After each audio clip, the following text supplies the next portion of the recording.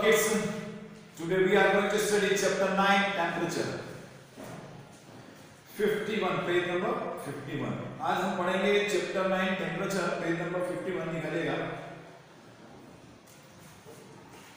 We experience heat and chill with the change in season. Season में मौसम में परिवर्तन होता जाता है और हमें गर्मी और ठंड का अनुभव होता है. This happens normally because of the air becoming hot or cool. ऐसा इसलिए होता है नॉर्मली कि भाई हवा जो रहती है अगर गर्म होती है तो गर्मी होती है और ठंडी होती है तो ठंड होती है.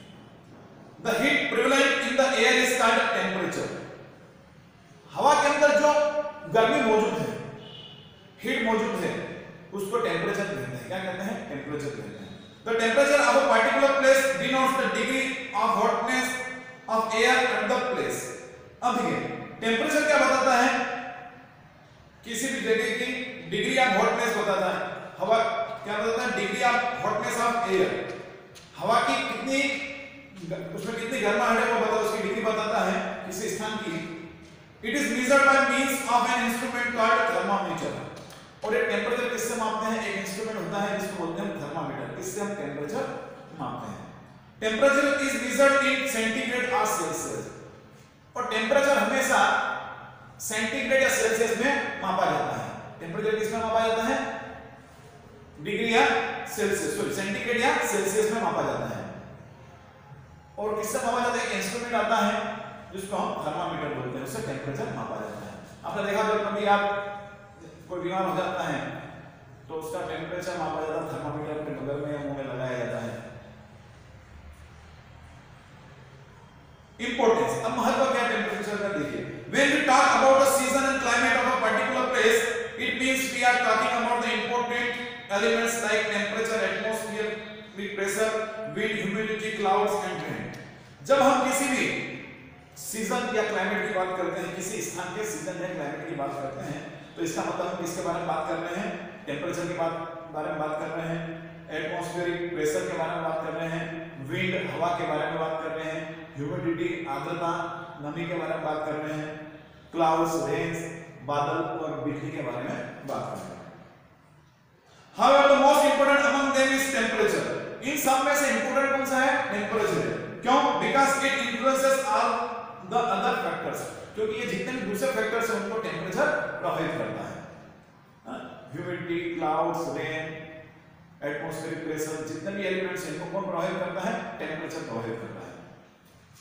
How the atmosphere gets heated. अब एटमॉस्फेयर जो वातावरण है वो किस प्रकार से गर्म होता है हम पढ़ेंगे. The earth and the atmosphere gets heated by the sun. अर्थ और एटमॉस्फेयर, पृथ्वी और एटमॉस्फेयर वातावरण किससे गर्म होता है? सूर्य से गर्म होता है. किससे गर्म होता है? सूर्य से गर्म होता है. The sun is an inexhaustible store of light and heat. सन जो है, सूर्य है, किसका संग्रहक है? लाइट और हीट का, प्रकाश और गर्मी का. और वो इनएग्जॉस्टिबल सोर्स है, यानी कि वो कभी भी खत्म नहीं होता. लाइट हमेशा लाइट देता है, हमेशा गर्मी देता है. The sun is in fact a big ball of fire. सन क्या है? सूर्य क्या है? आग का एक गोला है. The heat emitted by the sun is called solar isolation. और सूर्य से जो गर्मी निकलती है उसको हम क्या बोलते हैं? सोलर आइसोलेशन बोलते हैं, सौर पृथक्करण बोलते हैं. सौर पृथक्करण से क्या बोलते हैं? सौर पृथक्करण. सूर्य से जो गर्मी निकलती है उसको हम सोलर आइसोलेशन या सौर पृथक्करण कहते हैं. The sun's rays are exposed to the atmosphere before reaching the land. देखिए पृथ्वी पर पहुंचने के पहले सन रेज क्या होती है? एटमॉस्फेयर में उजागर होती है, प्रकट होती है. Due to which the upper layer of the atmosphere gets heated. जिससे एटमॉस्फेयर की अपर लेयर जो होती है, ऊपर की लेयर होती है, वो क्या हो जाती है? गर्म होती है. क्या हो जाती है? वो गर्म हो जाती है.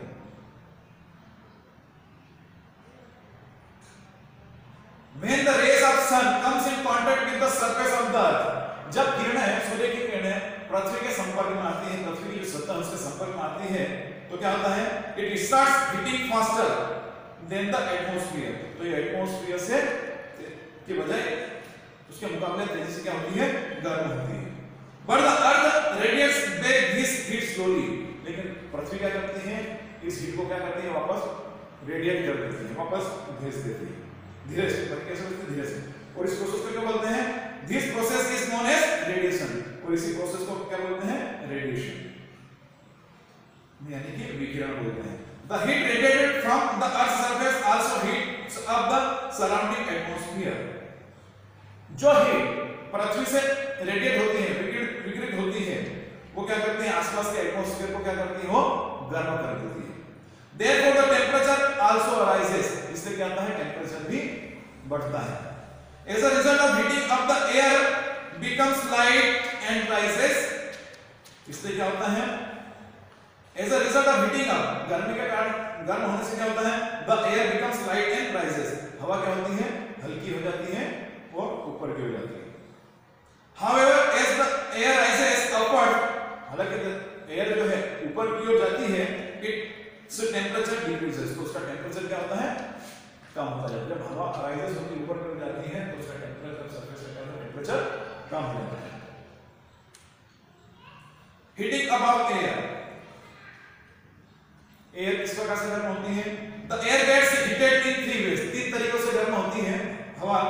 the upper part of the atmosphere gets heated up due to solar isolation, solar isolation के कारण क्या होता है, एटमॉस्फेयर में जो अपर पार्ट होता है, ऊपर का जो भाग होता है, वो क्या होता है, गर्म हो जाता है।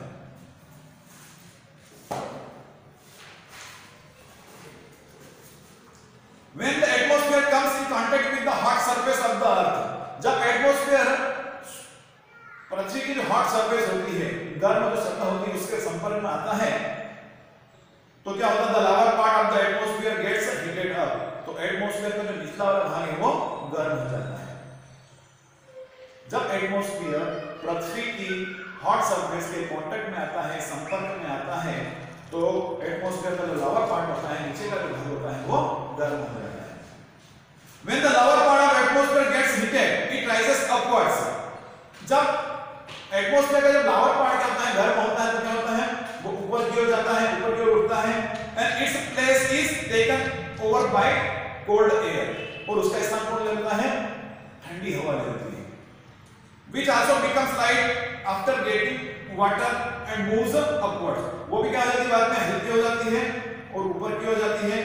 This whole process is called convection, इस पूरी प्रोसेस को क्या बोलते हैं, कन्वेक्शन बोलते हैं। कन्वेक्शन का मतलब होता है ताप का किसी अधिक तप्त भाग से, ताप का किसी अधिक तापमान वाले भाग से शीतल या ठंडे वाले भाग की ओर जाना, इसकी ओर स्थानांतरित होना, गर्म भाग से ठंडे भाग की ओर स्थानांतरित होना, कन्वेक्शन कहलाता है।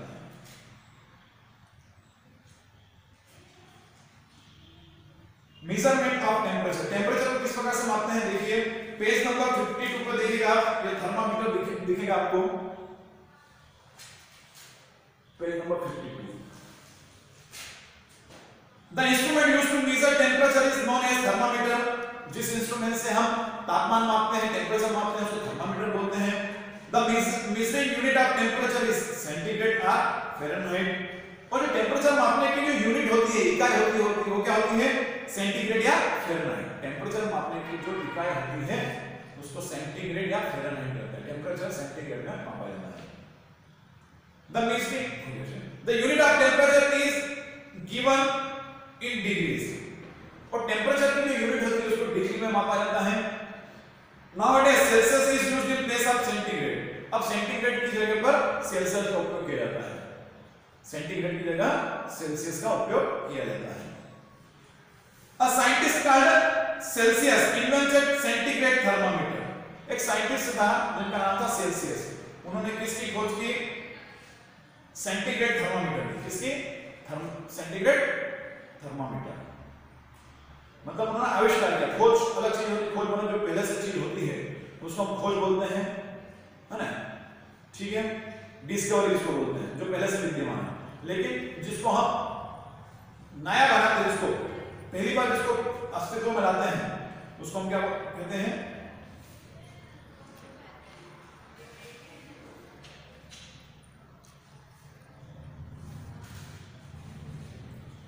ठीक है। तो जिसको हम जो पहले से ही है उसको निकालते हैं, बाहर निकालते हैं, सबके सामने लाते हैं, उसको बोलते हैं डिस्कवरी बोलते हैं, खोज बोलते हैं। और जिसको हम पहली बार लाते हैं, पहली बार जिसको बनाया जाता है पहली बात है ना, उसको हम क्या बोलते हैं, इन्वेंशन बोलते हैं, आविष्कार इसको बोलते हैं। ठीक है, तो साइंटिस्ट जिनका नाम सेल्सियस था, उन्होंने सेंटीग्रेड थर्मामीटर की इन्वेंशन किया, आविष्कार किया। Therefore Celsius is used in his name instead of centigrade। इसलिए क्या है, उसका नाम सेल्सियस लगा है, पहले सेंटीग्रेड था, लेकिन क्या हुआ कि जिसने इसकी खोज की, जिसने इसका आविष्कार किया, जिसका नाम था सेल्सियस, इसलिए सेंटीग्रेड के नाम पर सेल्सियस नाम दे दिया गया। The freezing point of water is written as 0 degree and boiling point as 100 degree। Freezing point, जो जमने की जो क्रिया है, उसको हम 0 डिग्री सेंटीग्रेड देंगे, और जो बॉइलिंग उबलने वाला जो है पॉइंट, उसको हम 100 डिग्री सेल्सियस में बताएंगे। ठीक है, there are two states of temperature. Temperature की दो स्टेट्स होती हैं, मैक्सिमम एंड मिनिमम, अधिक और कम। The daily difference between the maximum and minimum temperature is called the diagonal range of temperature. देखिए, डेली टेंपरेचर जो होता है, डेली डिफरेंस जो होता है, इसमें मैक्सिमम और मिनिमम टेंपरेचर में, उसको क्या कहते हैं, डायगोनल रेंज ऑफ टेंपरेचर कहते हैं। इसका मतलब होता है ज्यादा और कम तापमान के बीच का अंतर। ज्यादा तापमान और कम तापमान के बीच का जो अंतर होता है, उसको डायगोनल रेंज ऑफ टेंपरेचर कहते हैं। Factors affecting the temperature. Temperature को कौन से फैक्टर्स प्रभावित करते हैं? The angle made by sun rays. सूर्य की किरणों के द्वारा जो एंगल बनाया जाता है, वो टेंपरेचर को प्रभावित करते हैं। Like the earth, the atmosphere surrounding the earth is also circular। जिस प्रकार से पृथ्वी गोल है, उसी प्रकार से अर्थ के आसपास जो एटमॉस्फेयर है, वो भी क्या है, गोल है, सर्कुलर है। The rays coming from the sun are generally straight। सूर्य से जो किरणें आती है, वो जनरली क्या होती है, सामान्य रूप से कैसी होती है, सीधी होती है। But due to the spherical shape of the earth, it reaches different places in different angles। लेकिन पृथ्वी के गोल होने के कारण, स्फेरिकल होने के कारण, ये अलग-अलग स्थानों पर अलग-अलग समय पर पहुंचती है। सूर्य की किरणें वैसे तो कैसी है, स्ट्रेट होती हैं, सीधी गिरती हैं, सीधी होती हैं, लेकिन क्या होता है, अलग-अलग स्थानों पर ये क्या होती है, पृथ्वी की गोलाई के कारण, उसके स्फेरिकल शेप के कारण, ये अलग-अलग स्थानों पर अलग-अलग समय पर अलग-अलग एंगल से गिरती है। The rays of the sun falls vertically at the equator। जितना भी इक्वेटर होता है, वहां पर सूर्य की किरणें कैसे गिरती हैं, वर्टिकली गिरती हैं, and in a slant at the poles, vertical and सीधी, और पोल्स पे कैसे होती हैं, थोड़ी स्लैंटिंग होती है, तिरछी होती है। ठीक है, देखिए यहां पर देखिए वर्टिकल रेस और ये हॉरिजॉन्टल, है ना, हॉरिजॉन्टल थोड़ी स्लैंटिंग होती है, वर्टिकल देखिए पूरी ऐसी।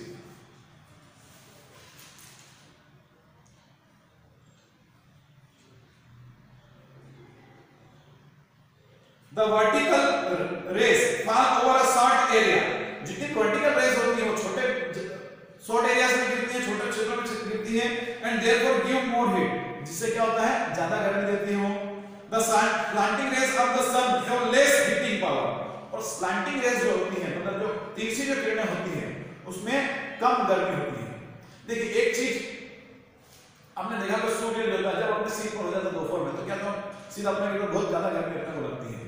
लेकिन जब सूर्य उदय होता है और सूर्य अस्त होता है, उस समय में क्या होता है, हमारे हमसे दूर होता है सब, तो क्या होता है कि गर्मी हमको कम लगती है। ठीक है, तो इस प्रकार से जहां पर सूर्य की किरणें तिरछी गिरेगी, वहां पर हीटिंग पावर कैसा होगा, कम होगा, और कम गर्मी होगी। The distance traveled by the sun rays in atmosphere। अब एटमॉस्फेयर में सूर्य की किरणों के द्वारा जो दूरी तय की गई, वो vertical rays have to pass through a short distance, whereas the slanting rays have to pass through a longer distance। जितनी भी vertical rays होती है, उसको short distance होकर जाना पड़ता है, और जितनी horizontal या अपन कह सकते हैं उसको slanting rays होती है, उसको लंबी दूरी तय करके जाना पड़ता है। The more distance the sun rays cover। अब इसका देखिए height from the sea level. अब समुद्र तल से height, as we move higher from the sea level, जैसे हम सी लेवल से समुद्र तल से ऊपर की ओर जाते हैं, द टेंपरेचर फॉल्स, तो टेंपरेचर क्या होता है, गिरता जाता है। The mountains are cooler than plains. although they are situated in the same latitude. अब देखिए माउंटेन और प्लेन्स पहाड़ और मैदानी क्षेत्र है ना, हालांकि वो सेम लेटिट्यूड में होते हैं लेकिन क्या होता है वो माउंटेन्स प्लेन से ज्यादा ठंडा होता है। क्या होता है? कूलर होता है, ठंडा होता है। Normally the temperature decreases by 1 degree Celsius, है ना, टेम्परेचर 1 डिग्री सेल्सियस के हिसाब से गिरता है हर 165 मीटर की ऊंचाई पर हम जाते हैं तो 1 डिग्री सेल्सियस क्या होता है? तापमान गिरता है। ड्यूरेशन ऑफ द डे, दिन की अवधि। The amount of heat received on the earth's surface is directly related to the duration of the day. अब अमाउंट हीट की वह मात्रा, गर्मी की वह मात्रा जो कि अर्थ सरफेस से प्राप्त की जाती है वो ड्यूरेशन ऑफ द डे, दिन की ड्यूरेशन से, दिन के ड्यूरेशन से उसका संबंध होता है। The longer the duration of the day, the greater is the isolation. Day की ड्यूरेशन जितनी लंबर होगी आइसोलेशन उतना ज्यादा होगा। And the shorter the duration of the day, और डे की दिन की अगर ड्यूरेशन कम है तो क्या आइसोलेशन कम होगा, less will be isolation. During the summer the duration of the day is longer. गर्मी के समय क्या होता है? दिन की जो अवधि होती है वो क्या होती है? ज्यादा होती है। And hence the amount of isolation is also greater. तो आइसोलेशन की जो अमाउंट होता है वो भी ज्यादा होता है। अभी ठंड जब गर्मी के अंदर दिन बड़े होते हैं और ठंड में दिन छोटे होते हैं। गर्मी में दिन बड़े रात छोटी, ठंड में गर्मी में क्या? दिन बड़े रात छोटी, ठंड में दिन छोटे रात बड़ी।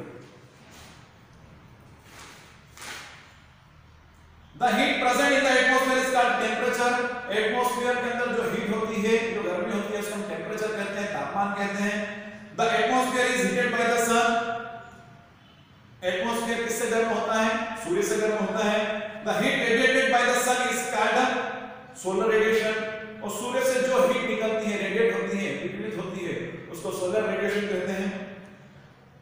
The heat radiated back by the earth, और पृथ्वी के द्वारा जो हीट को जो वापस कर दिया जाता है, किरणों को वापस करना क्या कहलाता है? टेरेस्ट्रियल रेडिएशन कहलाता है।